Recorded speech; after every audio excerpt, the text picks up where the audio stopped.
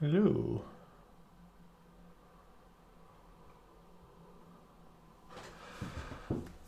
Okay. I think we are good. Awesome. Hey, John. All right. So today I'm going to take a look at monitoring Kubernetes with InfluxDB. So a little bit about me, I guess. I've been actively using containers in Kubernetes for many years. I'm a Kubernetes organization member. I've been working with the release team. I think I know Kubernetes pretty well. I know InfluxDB pretty well. So today's plan is to try and put those two skills of mine together. Now, I have been trying to focus my efforts as I work at Influx Data on just making our Kubernetes story a little bit better. And a major focus of that, at least over the last, 3 months, has been maintaining the Helm charts repository. So we're going to see how far we can get using these charts. Then we are going to take a look at another Influx Data initiative, which is our community templates. Now, I haven't used this Kubernetes template before.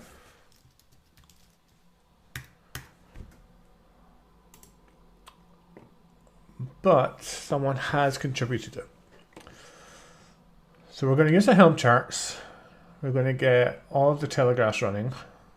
We're going to deploy these dashboards, and we're going to take a bit of an objective look at them. I kind of leverage my experience of both products, try and identify what's missing from this template, and then we'll try and contribute that back. I don't expect it to be complete. The community templates project is pretty new. But, by doing this, we can identify what needs to be improved and just, do it.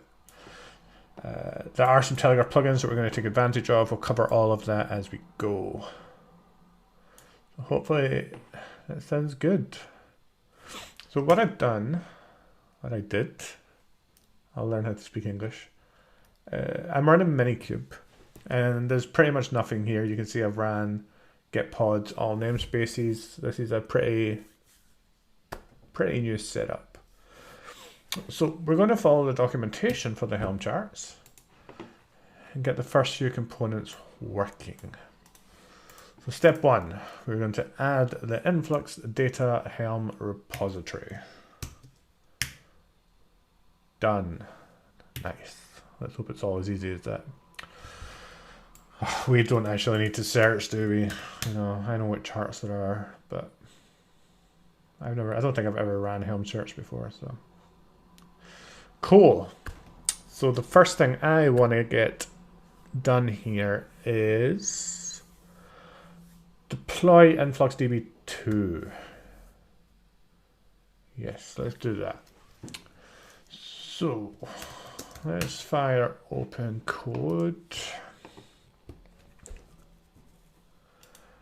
What we'll do is I like make files make me happy.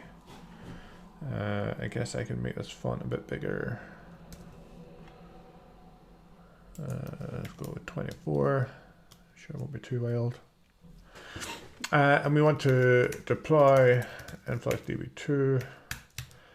And to do this, we're going to do a Helm upgrade install. It's going to need a name. Let's call that InfluxDB, and the chart, which will be influx data /influxdb 2. Let's take a look at the values file and see if there's anything that we need to override. So I've not modified this chart since March, so it might make sense to upgrade the tag. I believe it might be running the alpha. We don't want to run the alpha. Well, it's going to go with chart app version. Oh, beta. Nice. Did I do that?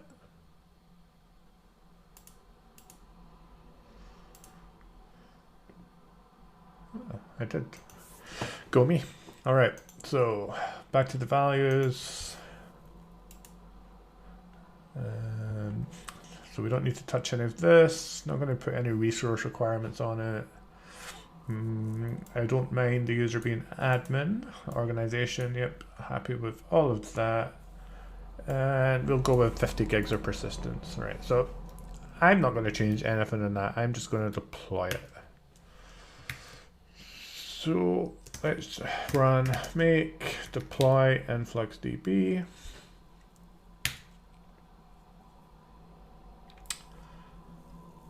And we wait.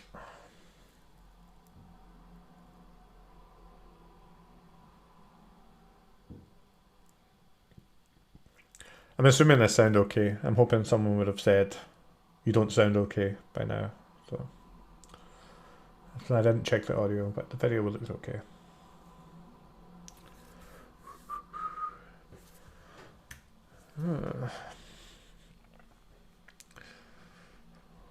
I don't recall why it would be holding, but we can be patient. What I will do is just kind of split this and run get ns. Thank you, John. And yeah, so I'm okay with the error just now. That job will retry. There we go. So it was just waiting on the setup job. So InfluxDB, you cannot disable the authentication at all. So the way that we handle that in the Helm chart is we use a setup job, which just runs the influx setup command, and it'll retry that until it works. So even though it fails twice, and that's just because InfluxDB isn't really running yet. You know, the container started, but there's a few things that have to happen, and then the setup works. Now, if I want to browse to InfluxDB, what I will do is just, we're going to need that a lot, so I'm just going to keep that open here. We'll do a port forward.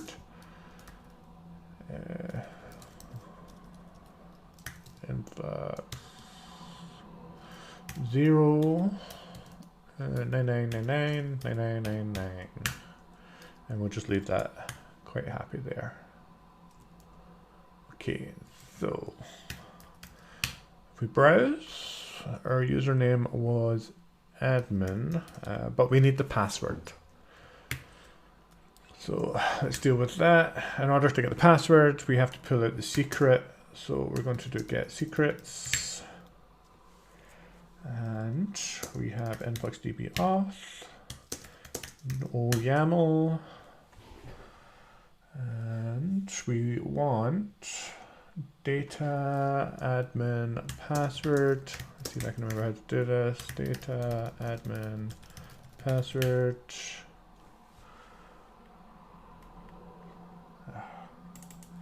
I always forget how to do the JQ stuff. Is it just quotes maybe? I'll try one more time. Nah, okay, so we're just going to base 64. I copied it, so drop that. Oh, come on. I thought I copied it. Password, copy, base 64, paste, and here is my password.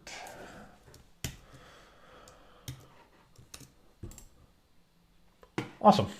So we have nothing, I would imagine. We do have a default bucket that is created for us. We've got no dashboards, no task alerts, anything like that. So The next step is we could start loading Telegraf in. Start taking a look at the data. But I think what we'll do is we'll just pull these dashboards in right away. I don't think there's any point in us hanging around. And even if these don't show us anything just yet, at least we can get a rough idea of what we're getting out of the box with this community template. So let's do raw, copy this. And if we use, I may just have to blow away an old config, but if we use influx package -- file and point it to this, and we just need to specify the token, which, good point, I haven't. Let's grab the token and base to code that. There we go. So the token just gives me API access. So we want to specify the token here. And we want to specify the organization here, which was influx data. I guess that doesn't support remote URLs, which means I'm now going to curl that. And I don't have that on my clipboard anymore. I wonder if I could just, computer failed me today, as always. Let's just copy it. And then I'll lose my token and have to do that again, but. All right. So we probably could just pipe the influx package command, but I'm sure I'll get something wrong there. So let's just download the file and then copy that token again, which is miles away. That didn't work. I will look up that JQ syntax later and get annoyed at myself, but no biggie. Token. So I will say here that this is one of the coolest. Oh, I could have just did that. This is one of the coolest features we've added to InfluxDB. All pretty much single-handedly developed by Johnny, one of the engineers on the tools team.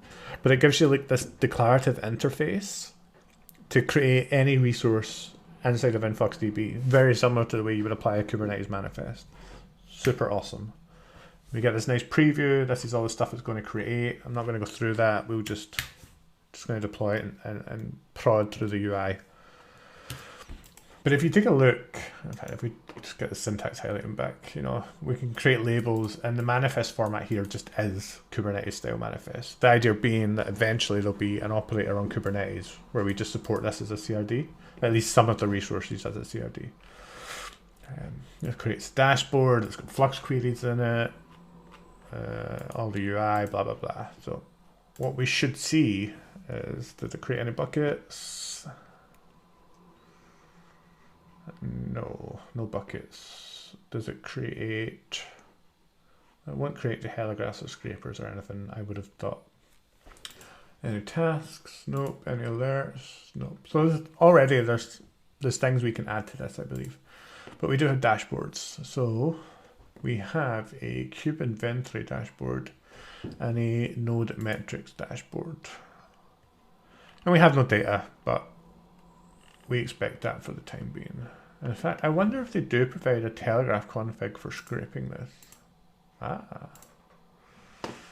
There we go.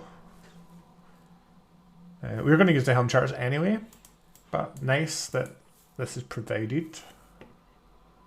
So it's collecting metrics on a 1 minute interval with a 10-second flush. Okay, I think that can be tweaked. I don't think that makes a lot of sense, but okay. Right. So we want to deploy Helm charts. So the Influx Helm charts do provide one very opinionated way of collecting metrics and then one flexible option. So let's talk about that. The Telegraf DS is our opinionated, very little configuration, Helm chart to deploy Kubernetes and node-based metric collection. And we have had pull requests and issues where people want us to add new things to it, but you know, if you want to run your own plugins inside the cluster, you should just use Telegraf. The DS1 is just, if you want to monitor Kubernetes, just use this chart. It's going to get you a pretty good way through it. So let's see what we get with this. So let's do deploy Telegraf DS. Throw in this command. I'm happy with all that. I don't think there's really much to change here. Yeah, we're going to run Telegraf 114. We're going to run the Alpine variant. I'm not fussed about the resource things. We do need to use the downward API just to inject the host name.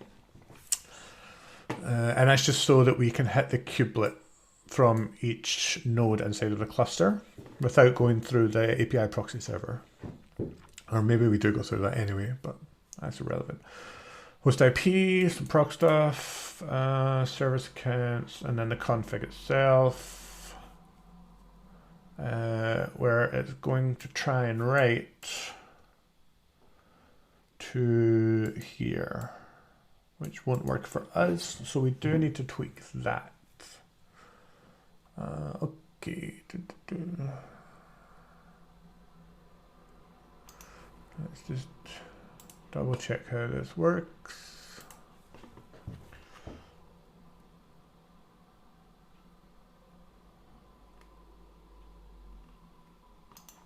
Config map. Yeah, there we go. So it enables. So we have the ability to change the agent, processors, aggregators, and outputs. There is no possibility to change the inputs though. And we do just go through straight to the kubelet IP. We don't go through the API server proxy, so that's good. Might not work on JKE if I remember correctly though. So we want to values config outputs. We want to modify that to write to InfluxDB2. So config outputs. In fact, if we just copy all of this and delete the stuff that we don't need.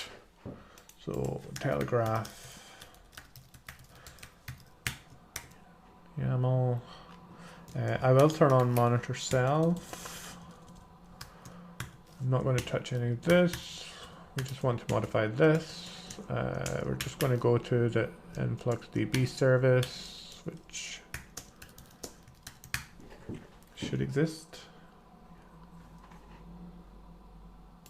Didn't do a full name override, so we'll just drop that in on port 9999. And now actually, yeah, I think the service just goes over standard 80, so we can just take that off. Database wise, let's, well, that's not a valid setting for this. What we want is bucket, and we want default. We need organization, maybe. Influx data, we need token. And I'm just going to hard code the token for now, but if someone reminds me, we'll clean that up later. There is a project I've been working on. Telegraf, nope, Influx Db Operator. This actually allows, if we take a look at, I can't even remember where I put the files, samples. This allows you to define an InfluxDB that exists. You specify the organization ID, you can provide the root token, and then anything inside of your Kubernetes cluster can request additional tokens for that InfluxDB. Something it doesn't do just yet is allow you to scope that token to be just 1 or 2 buckets or just read access, but you know, still a work in progress. So we can try and drop that in later, but I don't want that to slow me down right now. So we need to add the token. Got it. So if I find that token again from just taking a look at, oh, I'm in a different directory. I switch to global history, influx-t.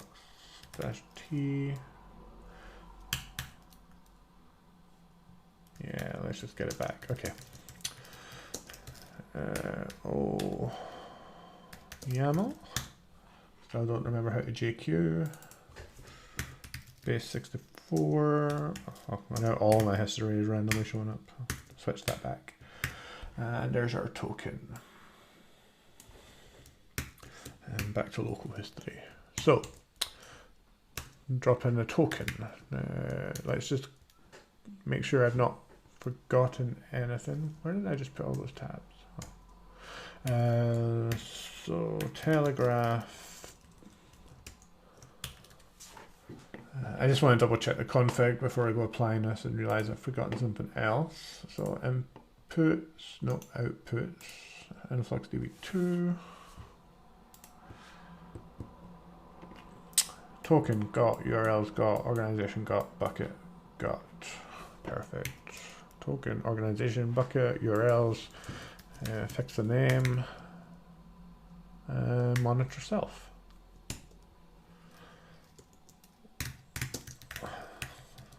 Let's see what happens. Let's run get pods. Telegraf is creating. Let's run a watch on that and just wait. It's running. Let's grab some logs, make sure it's happy. It's right into the wrong place. Ha! Helps if I tell it to use the values file. So telegraf ds.yaml. Let's just update that deployment. Let that terminate, spin back up, and then pull out the logs one more time. Perfect. So we'll give that 10 seconds.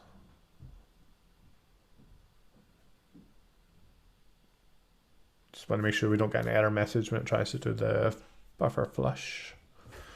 Looks okay to me. We're going to jump over here and let's just have a look at the data. Nice, we have loads of data. Okay. So if we want to take a look at the CPU, let's just pull in a few of these, or all of them, I guess. 5 minutes and data. Okay. What do our boards look like now?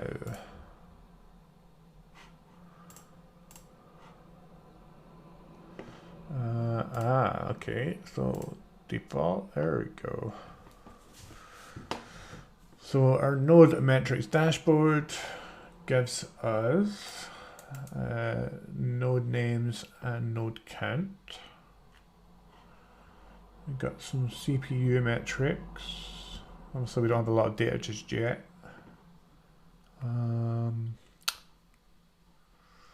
What are these doing? Allocatable CPU cores. So filters on Kubernetes, pulls out this field, aggregates, and pulls out the last value. Well, maybe that'll pop up later. Nano core distribution by node.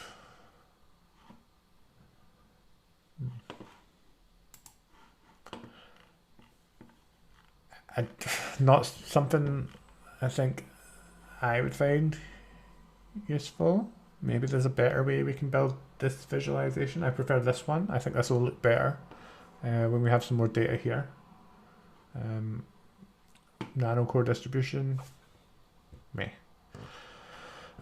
Pod capacity. So I'm assuming that's pulling in the pod per node limit. Probably doesn't exist in Minikube.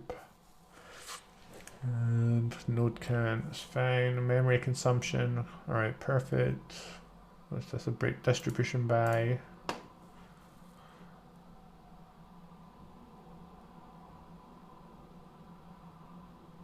node name. Okay. File system. Yep, everyone needs to know when a disk is going to fill up. We could build an alert around this for sure. Nothing worse than being woken up at 3 AM with a disk alert. And our network consumption, yeah, of course, we need to understand what's going through the pipes. Okay. I mean, it does say Kubernetes node metrics I think the Linux system dashboard might be a slightly better fit, give us a bit more information. There's nothing really Kubernetes specific here other than some pod stuff. So John says the bar interface at least shows what nodes are above the median load wise. Good to be good for balancing. Yeah. Fair point. Alright, cool. That's the first dashboard. Next dashboard, Kube inventory. So this is actually going to show us Kubernetes resources. We've got this memory and CPU stuff again. A little bit of duplication. But we're not actually getting any Kubernetes stuff. So this dashboard shows Kubernetes metrics based on the Kube inventory APIs collected via Telegraf Kube inventory plugin. Make sure you have the bucket variable selected, which I do. So did we configure the Influx Kube inventory plugin? Let's just jump inside of this pod. And let's go and take a look. I could probably be a bit faster if I just put up the Helm repo, but okay, right. So we don't enable Kube inventory on this. Actually, that makes sense. Right? This is a daemon set deployment, and the Kube inventory plugin we only want one of. So let's get that deployed. So deploy Telegraf. We'll call this Telegraf Kubernetes. We may have more Telegrafs. I think there'll be other stuff that we want to deploy too. So we're going to deploy Telegraf Kubernetes. I hate shortening it to Kates, but brevity I think is going to be my friend here. And we'll have this, and we'll have this. We're going to create a Telegraf Kubernetes, and we're going to jump over to the Helm charts again.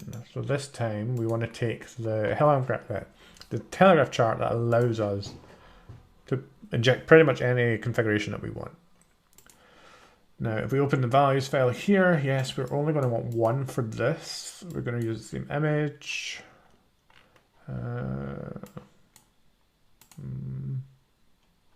Probably disabled that. I don't know why that's there.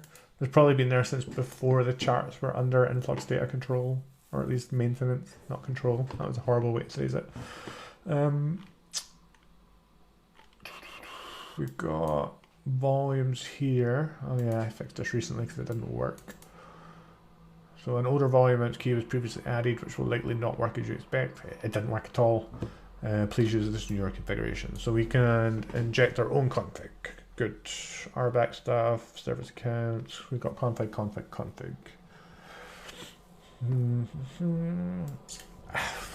I don't know why. I don't know why you'd want to do that. I'm sure there's a use case I can't think of right now.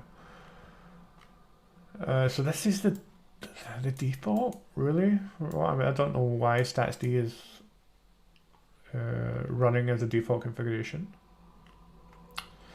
But let's just ignore that for now, and let's copy this.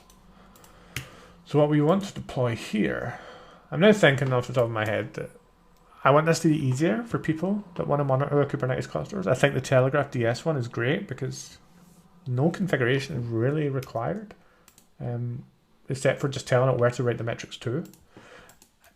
I think maybe there should be another chart, or maybe we should just provide a values Kubernetes or something here that just says this is the one that you use for getting Kubernetes resources metrics. I don't know. Anyone get any thoughts on that? I'd love to hear it. So let's copy this, which is normally a bad idea. I hate copying stuff, but again, in the interest of not boring the hell out of these, let's copy. We can just nuke all of this. Oh, did I go too far? We can just add outputs ourselves. Input wise, don't care for statsd. What I do want is Kube inventory. And what I'll add is I really disliked this name when the plugin launched and did try to get it changed. It's just I've never heard anyone in the Kubernetes ecosystem refer to it as an inventory. Maybe like from Ansible, Chef, Puppet backgrounds, but just not in Kubernetes. And I tried to get it named Kube Resources or something, but I lost that fight. Maybe another day. So how do we configure that? Let's go inputs, kube, inventory. We want to grab a URL.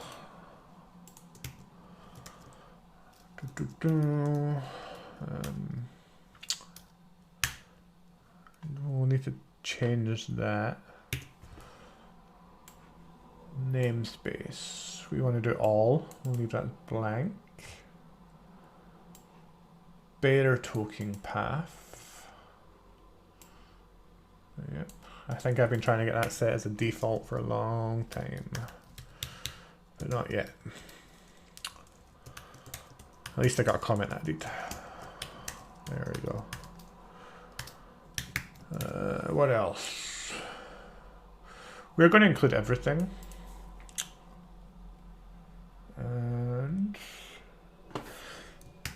what I'm going to do is, I'm pretty sure I've configured this before in my InfluxDB examples repository, where I have a full end-to-end Kubernetes thing here that I'm trying not to use today.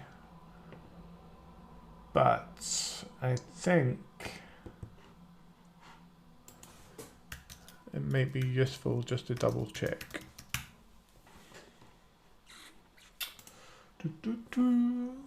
So this is how I configure it normally. Don't know why I'm setting them to blank. I'm sure there's a reason. Kubernetes at default is fine. Output fine. There was something else, wasn't there? Ah, wait. I'm thinking of the GitOps example. There was a new flag added to this plugin. That's what I was trying to remember what it was.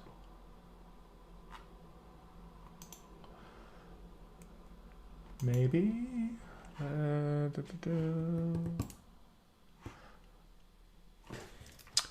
Tell you what, let's do. You know what? It's not important. Anyway, we now got a reminder of what that was. Anyway, we have the key. I guess that might work. And we're going to should be okay. Yeah, so the flag that was added to the Telegraf Kubernetes plugin allows you to actually extract annotations from the resources and apply them as tags on the metrics. We may need that, but I can always look it up when we do, rather than pondering it at the moment. So let's confirm. Okay, so Minikube has a self-signed certificate and secure skip verify. I don't know if this. Yeah, let's stringify it. I think it might be safer. And then reapply. So wrong one. Get pods. Run a watch. Error. Oh, okay. Destringify. Quick. Go. And watch.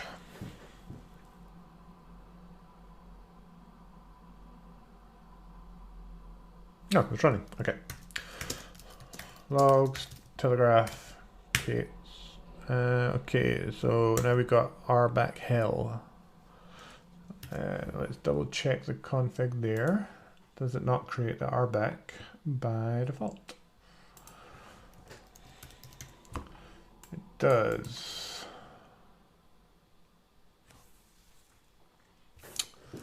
Okay, let's take a look at the pod.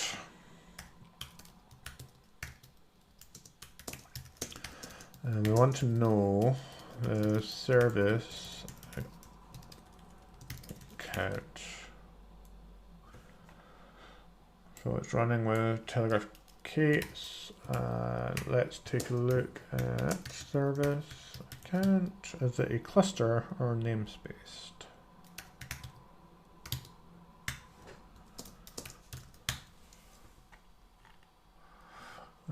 Oh, service accounts are always namespaced. Dull. Alright, what we actually care about is the binding. So, okay, get,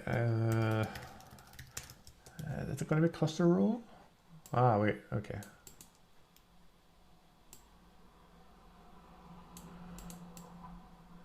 Let's just enable that.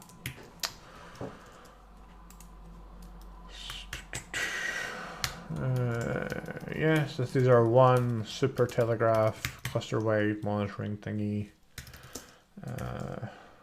Maybe I should just get you out of the way. There we go. I don't know what that's going to do now that I've changed that to be. Is it going to delete the role binding and create the cluster role binding? Who knows? Let's try. Role bindings. None. Cluster role bindings. Cool. Nice job. Nice job, Helm, not me, obviously. Logs. Okay, let's see. Alright, so we still got some permission problems. Is that just because the pod needs Yep. We just need to boot the pod. So, well, hopefully we just need to boot the pod. And okay, logs, Telegraf, Kubernetes, boom, boom, boom. Okay, so that now has a cluster role binding, but still doesn't have the permissions. So that can be nicer. Maybe that's me now leaning towards we should have a Telegraf DS for the node-based stuff, and then a Telegraf Kubernetes for the cluster-wide stuff. Yeah, I think that would probably make a little bit of sense. Okay, let's see what is on this cluster role binding. So cluster role bindings, Telegraf Kubernetes, YAML it. So it is a cluster role called Telegraf K, so probably could have guessed that. And it has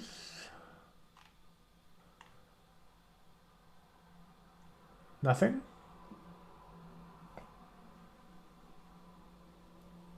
Okay. So what does this comment say? Maybe that would have been useful when using Prometheus to input. When using the Prometheus input to scrape all the pods, then you need to have the permissions. Yada yada yada. So that gives us nodes, node proxy, node metrics, services, endpoints, pods, ingresses. I mean, it looks like there's still a few things there missing that I would want. So I wonder, do I have an RBAC policy here that I'm happy to steal? So Telegraf YAML, it's just a daemon set. That'll be the config. Where's RBAC in here? It's been too long. Telegraf service account, cluster role. That's the everything permission. That's the just do it button. So, I mean, we'll start there. Obviously, I'll tidy that up when I do make a chart to make this easy. And if I want to apply that, then we need rules here. So rules. Oh, I already had rules. Okay.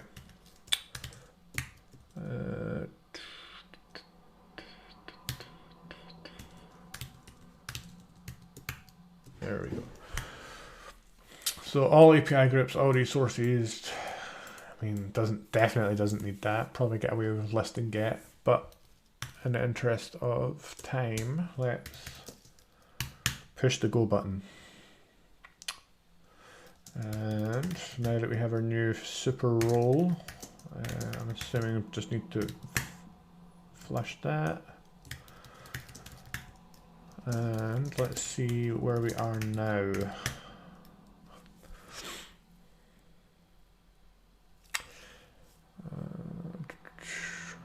Okay. When in doubt, forget our back exists. Let's hit refresh here.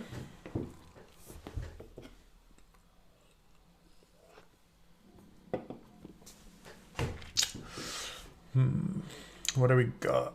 So, pods and replicas. Interesting label. So, it is looking at the Kubernetes deployment measurement, filtering on the replicas available, and then just grabbing the latest value.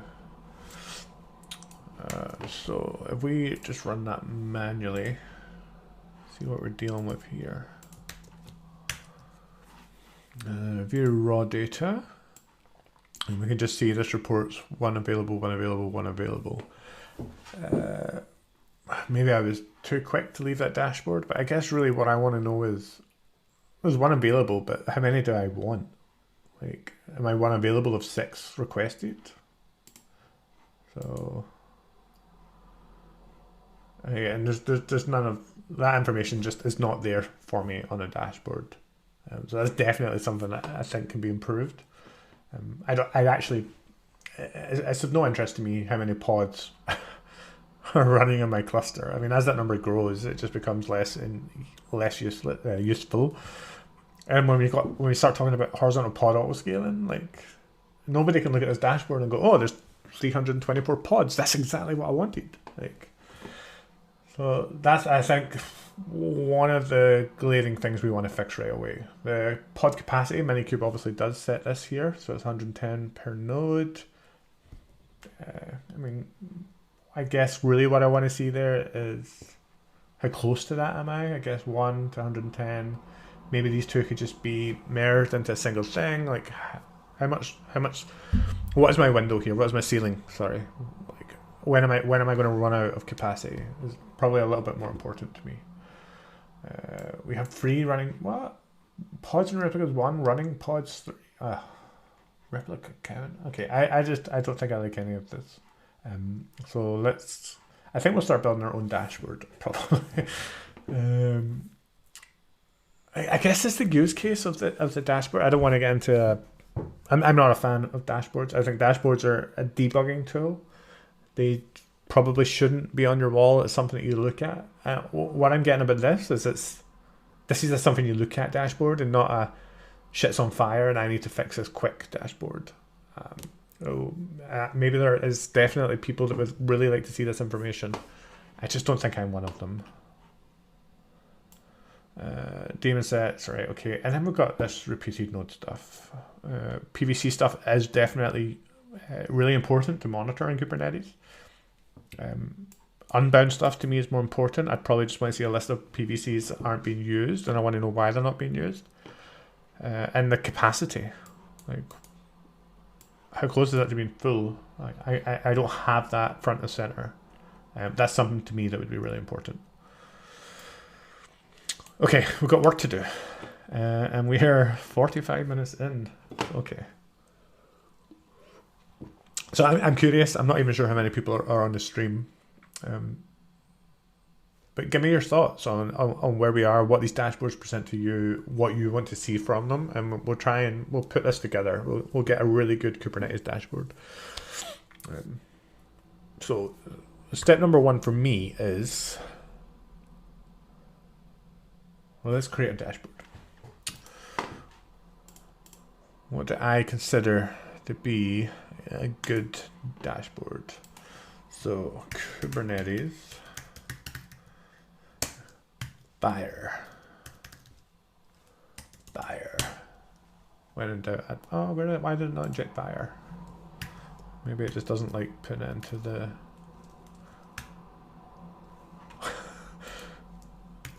Give me fire. Why is my plugin not working? No, it works there. I can't believe I'm having to copy that manually. All right. Fire. there. Good. Okay.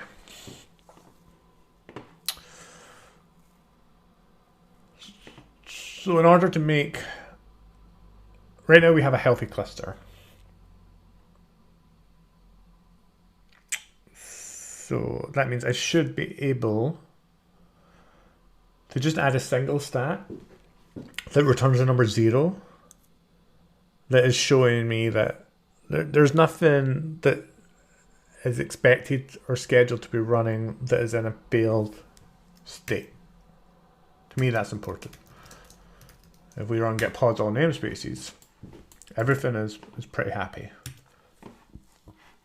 Excuse me. Okay. Let's have a look at the metrics that we've got collected right now. I'm not sure if this is going to be complete. We may have to add a few things. But let's see what we get with pod container. State code sounds like it could be useful. And we have a state code of 0. Now that strikes me as potentially being in enum. So I'm not going to close that community template, so I want to come back to that. I want to deploy the Linux system template because we still want to understand the VM or the bare metal underneath. So let's go take a look at the Kube inventory plugin to see if there's some information on that enum, if it's an enum. So state code, yep. Well, I mean, I know it can be 0, thank you.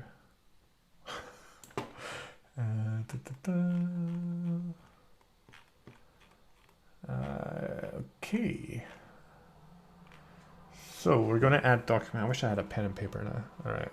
I'm also going to add documentation to this to describe what those state codes are.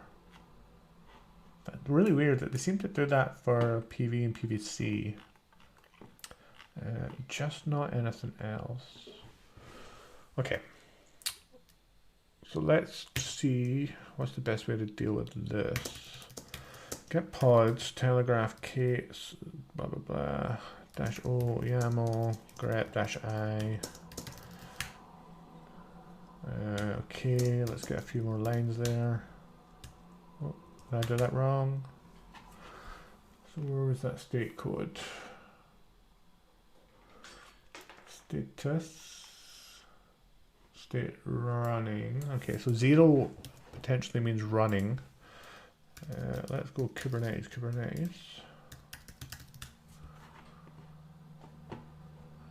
Let's search for running.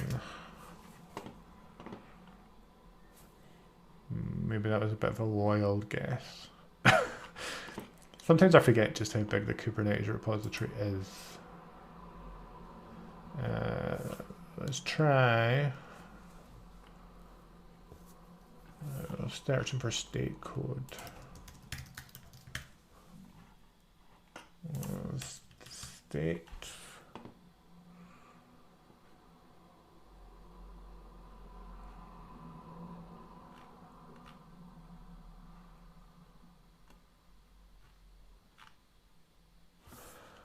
Alright, we'll get there. Let's take a look at pod here.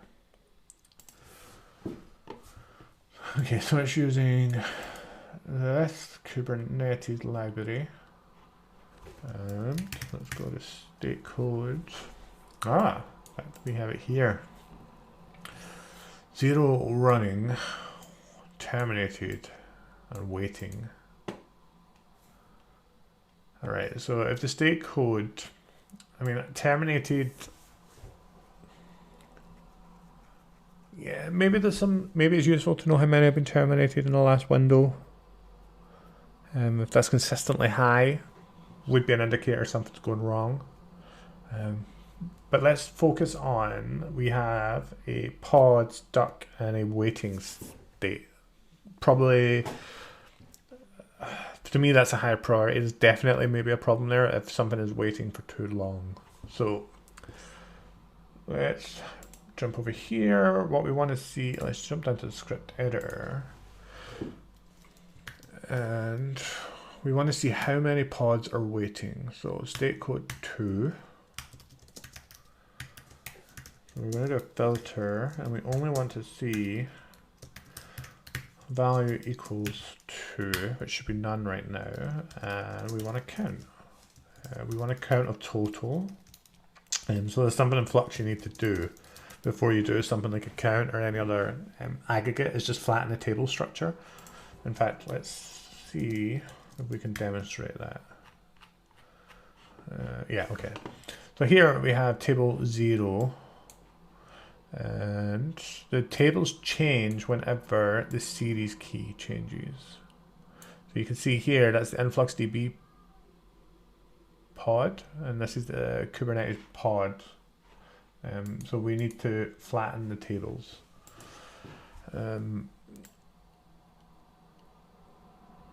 We probably only want the last value of each two.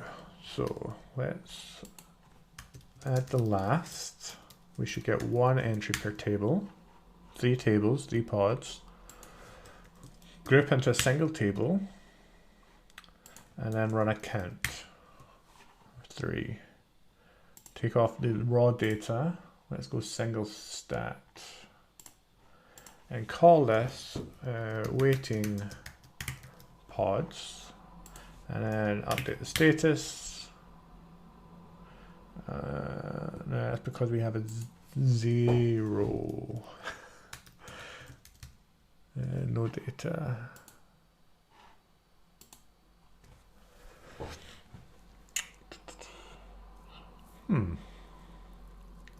How do we show a 0?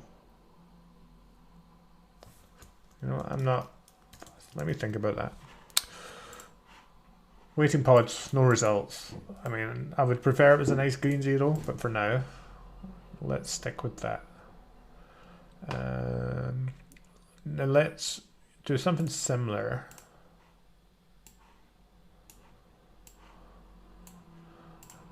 But I want to graph the terminated pods over time.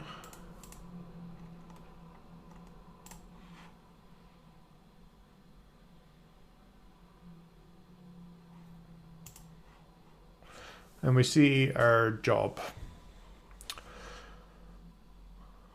So flat line, we know what that is. We know that that is a job that done a setup, it's finished, it's not coming back. I'm okay with that. All right, we have a few comments from Leo. So he says there are 2 types of dashboards. Contains things I would generally configure alerting for. Effectively a dash that shows you how broken things are. Yes, I like dashboards that show me how broken things are, definitely. And digs into details and helps debugging. Yeah, couldn't agree with both of those. So 2 is a higher level look. Yep, so I call them signals, signal dashboards. I still wouldn't want to look at them though. They would be purely for alerting. In fact, if you have alerting rules, you probably don't need the dashboard specifically, and I would probably lean towards only having debuggy dashboards, ones that present information to me, correlations between logs, metrics, etc. I'll think about that a little bit more. Common thing you hit in your cluster is run out of resources at some point, often due to so node rollovers, obviously rather painful. You've mentioned you're using preemptible nodes. I'm assuming that's in JKE based on that language.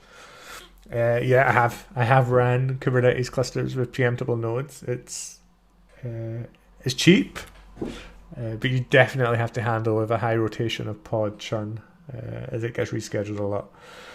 Cron jobs and pending start, new one created each minute, jobs never catch up, and suddenly you've got 1,500 unschedulable pods because we've had 3 jobs scheduled every minute without 3 resources. Yeah, it sounds like I understand why you're running on preemptible nodes, but you maybe want to run multiple node pools there. You want a fixed node capacity pool that can be auto scaled when the preemptible just isn't there. But it's cool. Sounds really interesting, some of the stuff you're doing, and I think our thoughts on dashboards are pretty similar. All right, let's try and get some more information out of this. I was going to see this fucker here, but I'll try and mind my language. So what do we want to do? Let's get some failures. Yeah, let's break some stuff. So there was a repo shared earlier by Ian from Container Solutions. And it's just Kubernetes examples, and it's supposed to be showing like patterns of how to deploy certain things, how to use certain features. But what I really liked about the repository was just all the broken things in it, so that you can actually learn how to debug this. And I actually want to deploy a few of these broken things and then make sure that we have dashboards that put that information front and center. We're about an hour in just now, so I'm pretty sure we're going to be running more than one of these sessions. But I'll go for a little bit longer. I can't even remember if I have calls today. Oops, if I do. Okay, now I've already cloned this repository because I thought it was really cool. So we're going to go to GitHub, Ian examples, and let's deploy broken init container, and then make sure we have enough metrics to be able to alert on that eventually. I don't think we're going to get around to alerting today, but definitely if we can get the dashboard component done, then we have the queries to do the alerting. So broken init. And just let me throw this out here again. I don't even know how many people are watching, but if you've got any, this was the getting started to Kubernetes monitoring with InfluxDB. Now I think we've done a fair amount of stuff here. We've deployed Telegraf as a daemon set. We've got another Telegraf running for some Kubernetes resources stuff. We've got InfluxDB provisioned. We have brought in the Kubernetes package or community template. I think we can make a lot of improvements to that, and I think we'll have maybe a 2-hour session where we just build out those dashboards and alerting rules and then contribute that back to the repository. But if there's anything that hasn't been covered today that you have in your head that you want to know how to do, just drop me a message now and we'll get to it over the next, I don't know, 15, 20 minutes. See what happens. All right, let's take a look at broken containers then. So what have we got in this one? So it's a straight up pod. From a metrics point of view, I don't want to. It would be good to be able to highlight the fact there was a deployment that was missing scheduled resources, even though the pod specifically is broken. So I'll probably convert this. If I can remember how to do that. Deployment, apps v1, spec, template, spec. I think that's all that's required. Oh, there'll be selectors on there.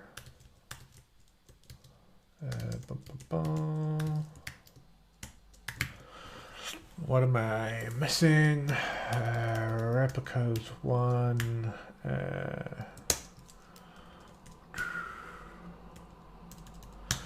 Selector, match labels, which means we need labels. Let's call this broken app init container, which means if we want a broken app, oh, what's going on? Init container. What else am I missing? We'll just try and apply it and see what happens. Okay, so this is a init container busy box that is trying to look up a host name that doesn't exist.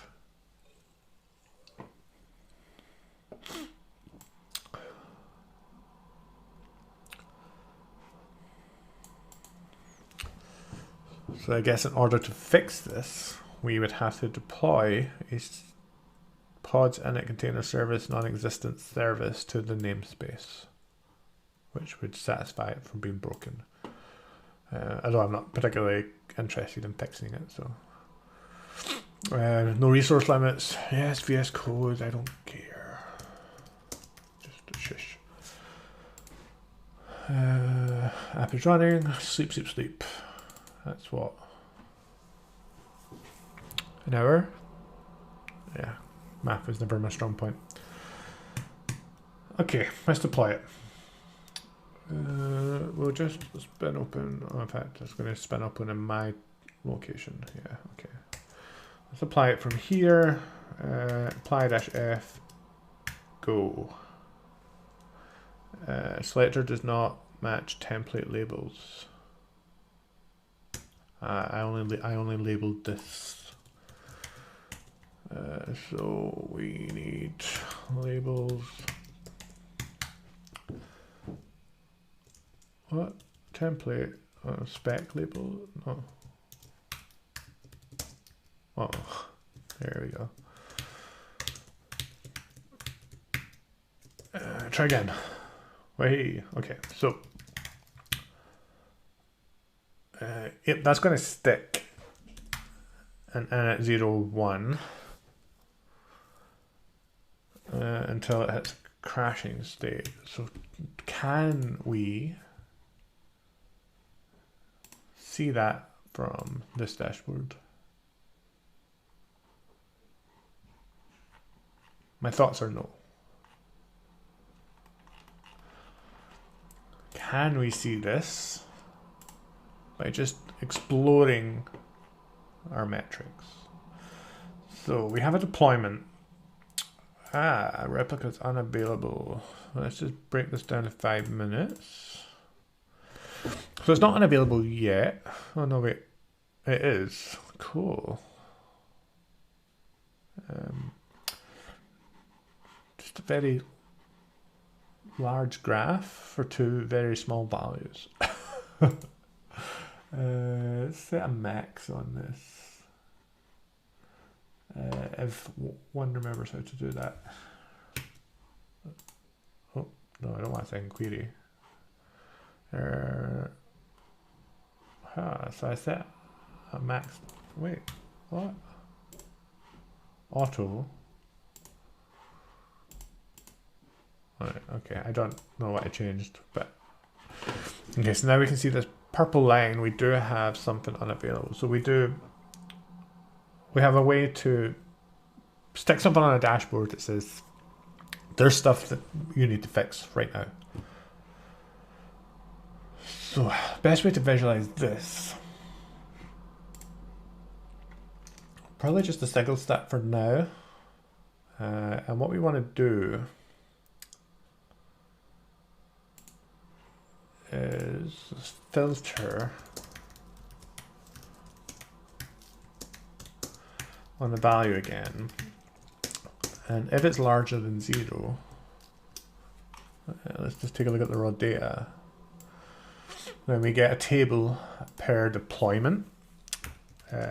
We only care about the last value for now. Now I don't think that's ideal. Probably better if I see how much that value has changed over the last 5 minutes. But we'll graph that next. Right now I just want this one cell that says, hey, something isn't working. And then if we put a graph next to that, then we want to be able to see whether the number of unavailable replicas is rising, staying steady, or decreasing. Because it could be that this thing is fixing itself, and we just need to be a little bit more patient. We should see the graph coming down as it goes from 5 unavailable replicas down to 0. Or if it's stagnant at 1, 3, 4, 5, whatever, then we know there's a consistent problem. And if it's rising, then we probably have a cascading problem. And those are very different situations and scenarios where you probably want to adjust the way that you're going to try and fix that. Okay, so if we pull out the last value per table, we then want to flatten it, and we then want to just do a global count. So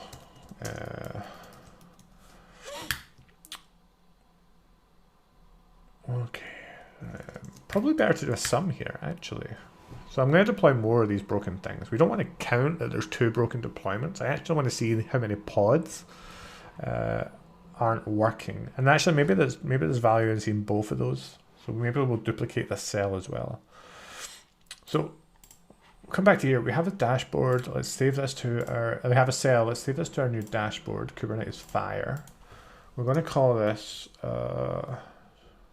So deployment replicas unavailable.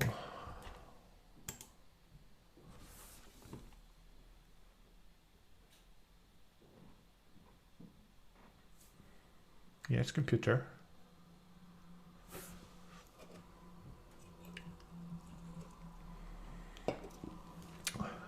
Come on, computer.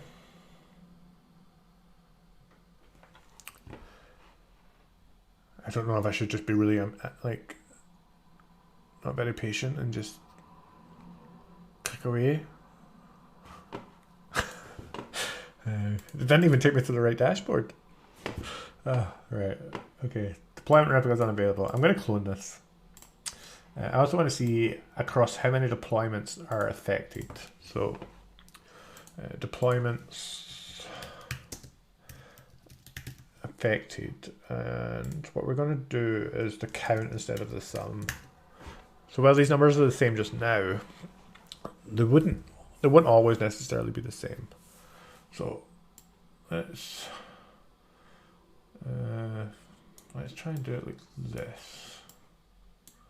And because I don't like that being blue because this is bad, we'll add some thresholds here. So if the value is greater than 0, I mean, it's just got to be red.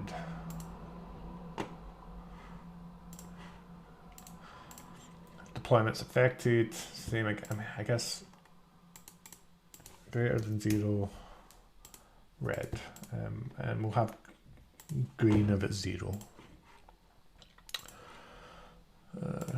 Let's change both of these. Green. Where's the honeydew I used? I think so. Okay. So something's broken. We know that. What do we want to see now?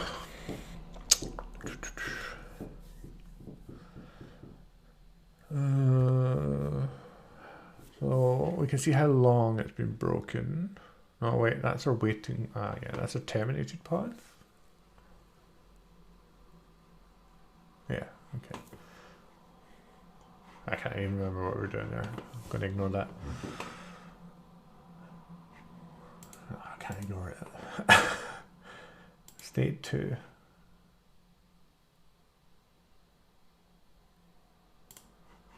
If I just not change the number here. Yeah. There we go. Okay, now we can see it better. Okay, so now we know. Let's ramp this up a little bit. So I just want to make sure we can visualize this from the right perspective, because this is such a contrived scenario right now. We want to say scale this up to 3, and I'm just going to copy and paste this, and I'm going to do, we'll do 2 here. We'll call this 2, 2, 2, 2. And we're going to apply that file. Gives me 2 broken deployments. I can't remember how many pods I said now. I think there's 5 broken pods. Let's just turn on this as a 5-second refresh, and hopefully within the next 5 seconds see something happen as we, we're trying to improve our visibility and observability here. Good. So 5 pods need action, 2 affected deployments, and 5 pods unavailable. And we're not getting anything here. 2, 2, 2, 2, 2, 2. So the problem there, if we view the raw data, it's table 0 gives us a 2, 2, 2. And the value is just a status code. Okay, so that's a problem. We actually want to know how many pods are affected. So pull in the last value. Let's do a group. And I don't know if we want a sum or a count just yet. 10 seems wrong. 5 seems good. Yeah, sum would be a count of the summing up the 5 to the status codes. We don't want that. Because I'm doing a last, we're not actually graphing this data anymore. So actually what we want is an aggregate window.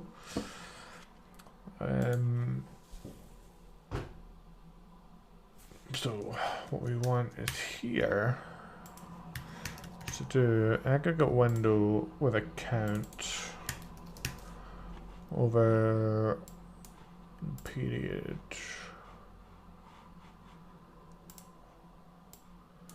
0, 0, 0. 5. Let's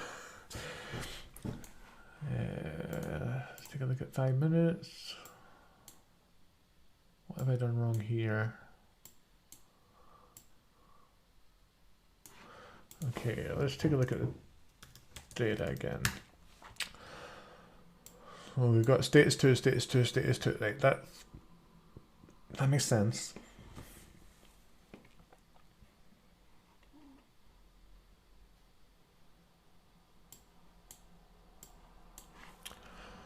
Should be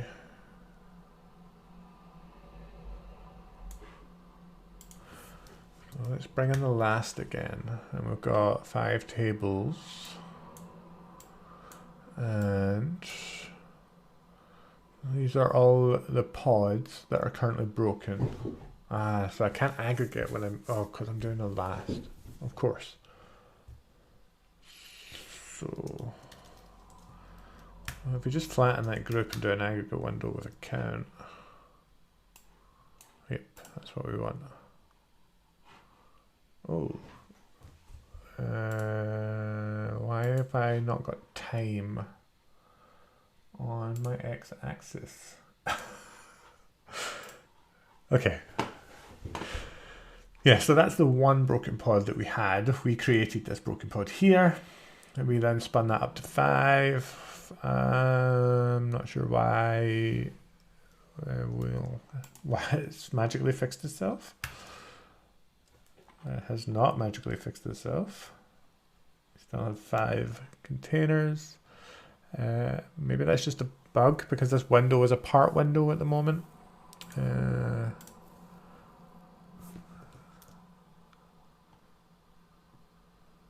try refreshing. Okay, yeah, it's definitely drawing on new values up here. I don't know why it decides the part window should be written down there. Can look into that later. All right, so now we have a dashboard that has a bit more useful information. 5 broken pods. We can see it's affecting 2 deployments, but what we don't have an understanding of is just why. Cool.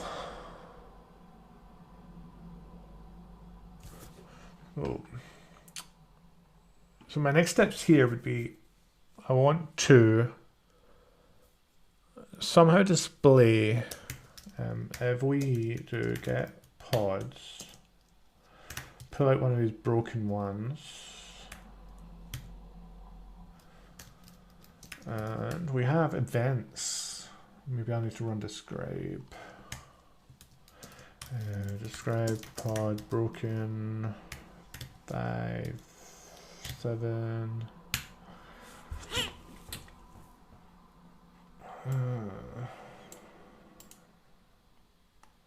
So we're just going to need logs, aren't we? Started container. I was hoping there would be a little bit more information there.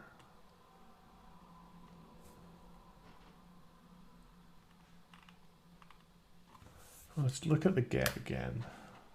Because if there's anything I can pull in, I'm going to display it. State reason. Okay, so we want, do we have that data first? If not, we need to change it so we do. So I'm going to come back into Explorer.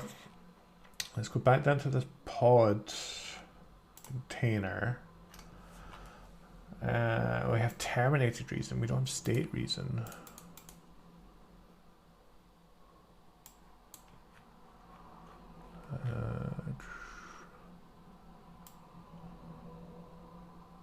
Complete.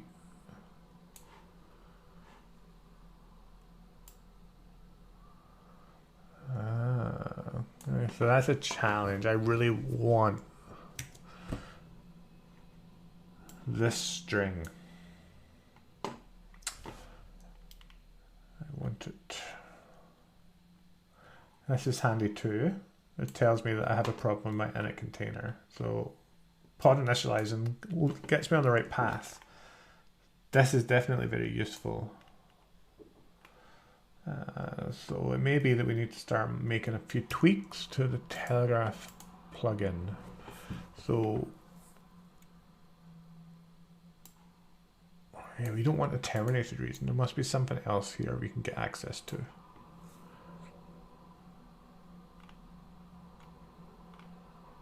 Yeah, and that's all that's really being logged right now. So I think in the next session, we'll maybe try and improve this gather pod container stuff.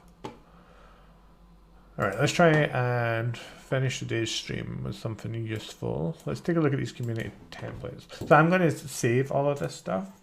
I'm going to obviously persist this. I'll store it on my GitLab repository. I'm going to do this specific Kubernetes stream probably twice a week, and we're just going to keep improving the situation here and working on these dashboards. I think the next thing I want to do is get that extra information from the pod. I really want to see this somewhere in my event log. In fact, I think most of that is useful. So I just want to see this, and I want to make sure that we're getting this reason, the state reason, available as well, so that we can have a little table here that actually filters the state reasons on the broken pods. Because when I'm debugging this situation, I see, oh shit, I've got 2 broken deployments, it's affecting 5 pods. It's been like this for a while, it's not going to fix itself. Then I want to get as much information as I can front and center here, so I know how to go fix that. And then I can just say, oh, well, a developer's pushed a broken init container that's never going to satisfy. So that's next. But today, let's pull in this Linux system template and see what we have here too. Because this community templates is a really big initiative within the company. We have a lot of contributors that are really helping push these templates forward, and it would be nice to contribute to that as well. So raw, and I've not had any questions. I was hoping someone would have specific questions I could answer before I started going off on a little tangent. So Linux system YAML. Do I still have an influx package command? Oh no, because I'm in the wrong directory. Let's grab that token.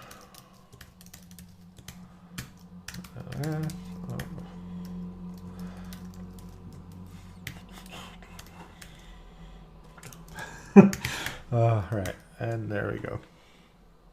I'm just going to point it to that repository. So code source GitHub Ian Kubernetes, and I probably downloaded it into there because of course that's the best place to put it. Why is that not working?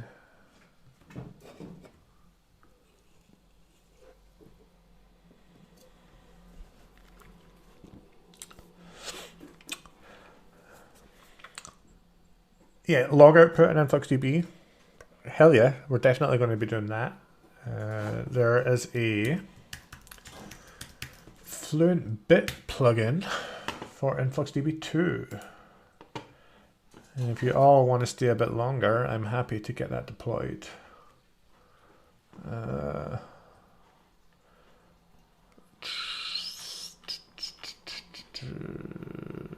mean, a plugin list would be handy. Let's go to the docs.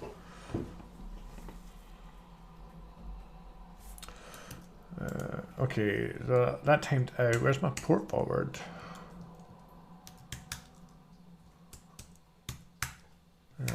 Don't know what happened there. All right, plugins.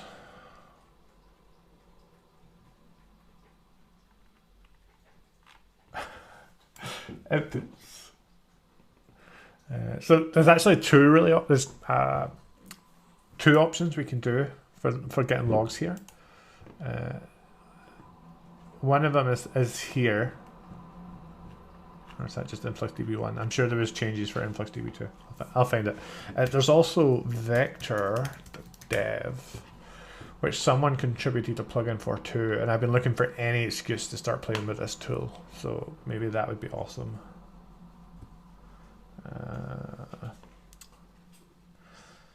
Oh, don't get too fussy, Leo. I'm going to filter the logs for you. That's your job. Components, influx data. Perfect. And v2. So I've been looking for any excuse to play with this vector dev log timber tool.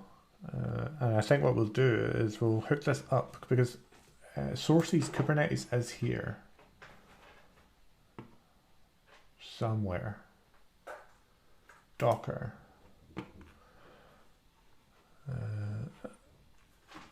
There is a Kubernetes button. I'll find it. And it also gives you I'm not going to do your work for you. I'll help you though. It also gives you this really cool middleware layer where you can do transformations on the data and enrichment.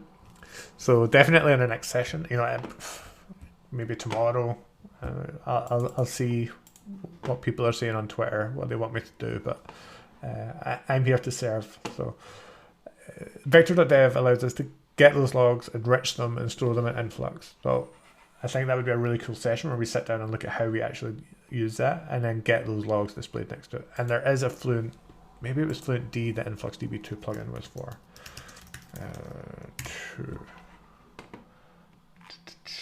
I'm going to have to find that as well, aren't I? Anyway, let's do that later. We're now approaching an hour and a half, and I know these sessions can be really tiring, and a little bit of fatigue kicks in around this mark, especially as you've all got real jobs to do as well. And as do I. All right, so let's take a look at this Linux system template. So we pulled this in on the right bucket. We're filtering by our only host. So I actually think this is much more valuable than what we were getting out of the box with the Kubernetes node one. This is a more, I mean, this is the kind of view I would expect to see from a Linux system point of view. I want the memory usage front and center. I want to be able to see, you know, the CPU load over time. I want to be able to break that down. I've got disk activity here. This must have been me pulling images. You know, we've got some network bandwidth. It should have been a bit more flatter than that, probably. But, you know, this is a nice look at the Linux system. And you've got to remember that when you're monitoring Kubernetes, right? There are a lot of Kubernetes components that you want to monitor, but you're monitoring the metal first, the VM first. Right? That has to be healthy for your workloads to be healthy. And then we get into the workload stuff. So, you know, we've got this template. I'm not sure where the value in these two is yet. But we're going to continue to work on our Kubernetes Fire dashboard, hopefully tomorrow, and we'll get those logs data in. We'll understand what is going on here. Right now, we've got enough to alert for sure. If this deployment's affected is more than 0, or the replicas are unavailable is more than 0 for more than 5 minutes, maybe less, definitely want to send a trigger. So next steps, get the log data in, enrich it with Kubernetes information as much as we can, and then trigger an alert to Slack or some HTTP endpoint. And I think we will do this tomorrow. I'm keen to continue with this. But thank you for joining me. This was the getting started part of monitoring Kubernetes with InfluxDB. Like I said, we'll do this session frequently, and we're just going to go deeper and deeper down the rabbit hole. I do expect us to have to write a lot of code. I'm going to have to write a lot of code. I do think that our Telegraf plugins, there's room for improvement. I definitely want to get these statuses in as well. So we'll cover that next time. Thank you very much. I hope you've enjoyed this, and I will speak to you all soon. Adios.